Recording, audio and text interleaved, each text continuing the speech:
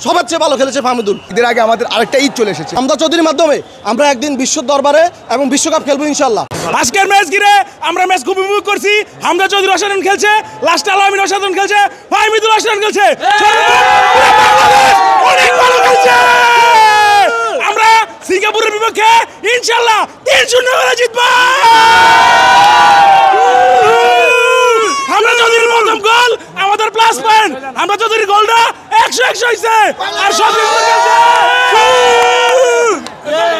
কেমন লেগেছে আপনার আজকের ম্যাচটা? অনেক ভালো লেগেছে, অনেক ভালো লেগেছে। আমরা অনেক সুন্দর খেলা দেখেছি।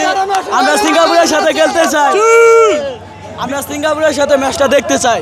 হামজা চৌধুরীর গোল কেমন লেগেছে? অসাধারণ, অসাধারণ, নিঃসন্দেহে সিঙ্গাপুর ম্যাচে হামজা চৌধুরী 90 মিনিট খেলতে চাই, আমরা দেখতে চাই। আমরা হামজা দেখতে চাই। আমরা সিঙ্গাপুরের ম্যাচে ফাহমিদুলকে পুরো 90 মিনিট খেলা দেখতে চাই। ফাহমিদুলের আরো সুন্দর দারুণ ম্যাচ দেখতে চাই আমরা, তার খেলা আমরা আরো উপভোগ করবো সিঙ্গাপুরের ম্যাচের সাথে। আজকে খেলাটা অসাধারণ হয়েছে। বাংলাদেশের যে একটা ফুটবল টিম আছে আজকে বোঝা গেছে। অ্যান্ড আজকে মাঠে এত বেশি দর্শক ছিল যা পুরো মাঠটাকে আনন্দ ঘন একটা পরিবেশ এসেছে। এদের আগে আমাদের আরেকটা ঈদ চলে এসেছে, আর বাংলাদেশ 2-0 করে জিতছে ইনশাল্লাহ। পরে সিঙ্গাপুর ম্যাচে আমরা অনেক ভালো একটা খেলা উপহার দেবো এবং বাংলাদেশ 4-0 করে জিতবে ইনশাল্লাহ। হামজার গোলটা কেমন ছিল স্পেশাল? হামজার গোলটা অসাধারণ। আর হামজার খেলার তো আমরা সবাই জানি, ইংলিশ লিগের খেলোয়াড়, অনেক ভালো খেলে থাকে হামজা। এমন আজকে গোলটা অসাধারণ হয়েছে। এবং এত দর্শক দেখেছেন কিনা এর আগে কখনো?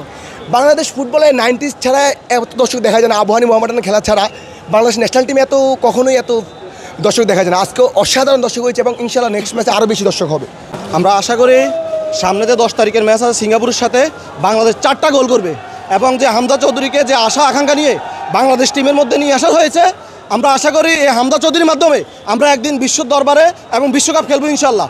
এরপর আরেকটা কথা হচ্ছে, বাংলাদেশ ফুটবল টিমে এতদিন যে সিন্ডিকেট ছিল, আমরা ইভেন কিছুদিন আগেও দেখছি এই সিন্ডিকেট কাজ করেছে, কিন্তু সিন্ডিকেটের কারণে গত ইন্ডিয়ার ম্যাচে ফাহমিদুলকে বাদ দেওয়া হয়েছে, একাদশে রাখা হয় নাই। কিন্তু এই ফাহমিদুল আজকে আমি তো মনে করি সবার চেয়ে ভালো খেলেছে ফাহমিদুল, হামজা, শামীম সহ এই বাংলাদেশকে একদিন তারা বিশ্বের দরবারে নিয়ে বিশ্বকাপের মঞ্চে নিয়ে যাবে ইনশাল্লাহ।